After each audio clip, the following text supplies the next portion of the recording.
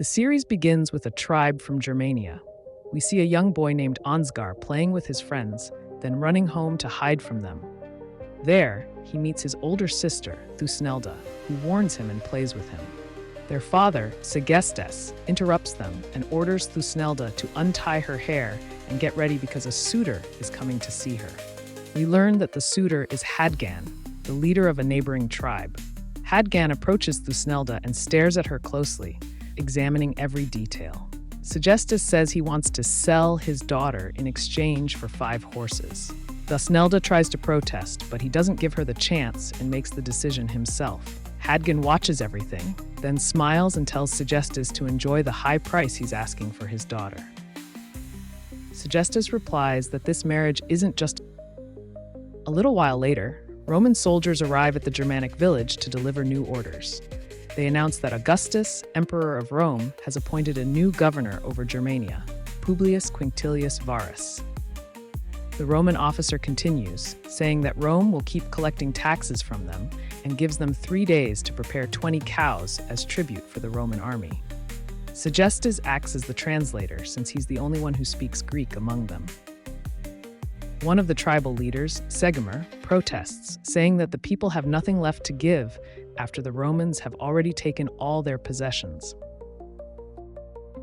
The Roman commander becomes furious and orders him to repeat what he said if he dares. But Segemer stays silent in fear. We learn that the Romans have occupied Germania for a long time, stealing the land's resources and exploiting the divisions among the tribes to keep them weak and fighting each other. Later, Segemer returns home, angry and frustrated, and decides to gather all the Germanic tribal leaders to unite against the Roman army. But Segestes advises him not to do it, warning that the Roman army is the strongest in the world. No matter what they tried, the Romans couldn't defeat him.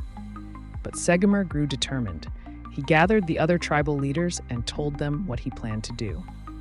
They decided to hold a vote so the majority's decision would rule. However, most of the chiefs objected, refusing to unite because of old disputes between them and out of fear of opposing the Roman army. A heated argument broke out among the leaders. Some said they should obey Rome and make peace to protect their people. Eventually, the majority agreed to submit, and though Segemer opposed it, he was forced to accept their decision. Meanwhile, Thusnelda was eavesdropping on the meeting when one of the warriors spotted her. He warned her that if anyone reported her presence, she would be punished, since only chiefs and warriors were allowed to attend secret councils. We learn that Thusnelda and Folkwin had loved each other for a long time and wanted to marry, but her father refused. Thusnelda told Folkwin about the suitor who had come to see her, a tribal leader, and that her parents had already agreed to the marriage. She confessed that she wished the Romans would one day kill her father so she could finally be free. Then we cut to the Roman camp. The new governor, Publius Quinctilius Varus, had recruited some of the best Germanic warriors into the Roman army to help him manage the so-called barbarians. Soon, the Roman army arrived at the tribal villages to collect the tribute they had demanded. Each tribal leader brought what they could, livestock and crops, but Varus declared it was not enough.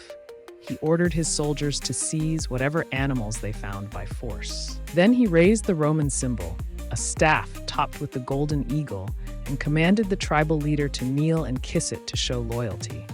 Segemer refused, so Segestes stepped forward to obey instead, but Thusnelda stopped him and pulled him away. Enraged, the Roman officer grabbed Thusnelda by her hair. When her younger brother tried to protect her, the soldier struck him in the back and threw him to the ground. Terrified for his people, Segemer quickly knelt and kissed the eagle to make the Romans leave. Later, Thusnelda took her wounded brother to the village seer, begging the gods to spare him. The seer told her that the gods loved her brother.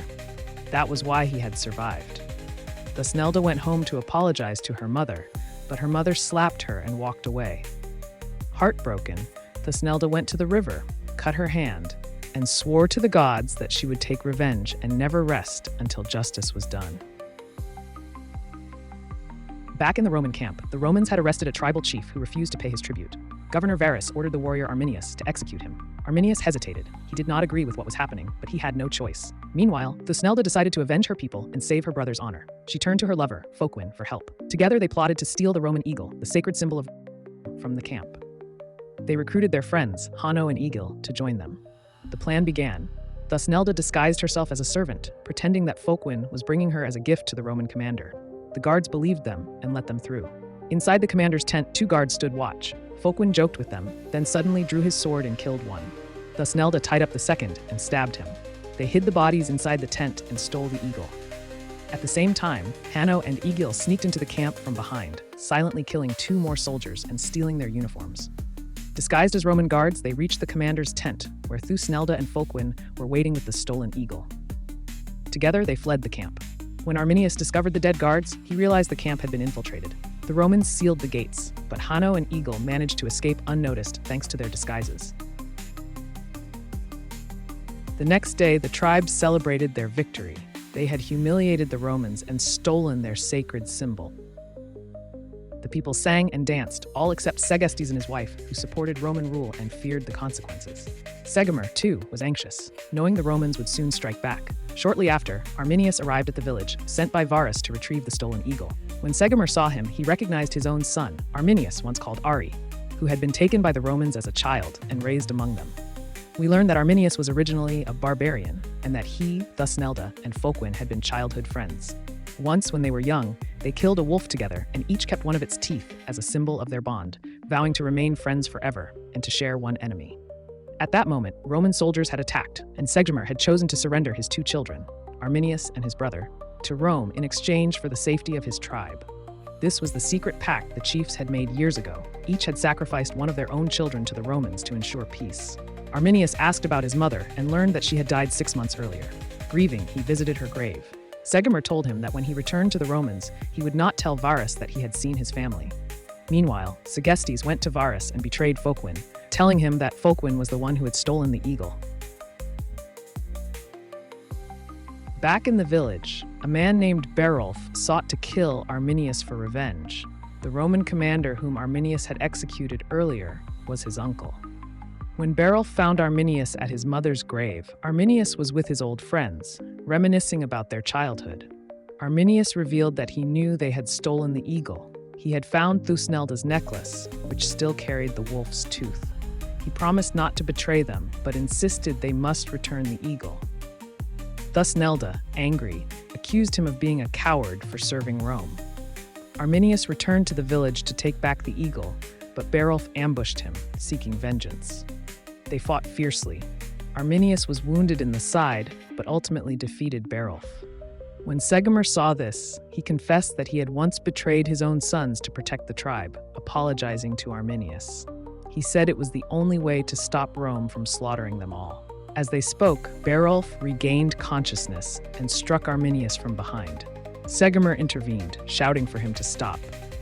At that moment, Arminius seized the eagle and fled the camp. Folkwin chased after him through the forest, throwing a spear that missed. He caught up and struck Arminius on the head, but Arminius escaped on foot, weakened by his wound. Meanwhile, Varus and his army arrived at the village with Segestes by his side. The tribes realized Segestes had betrayed them to the Romans.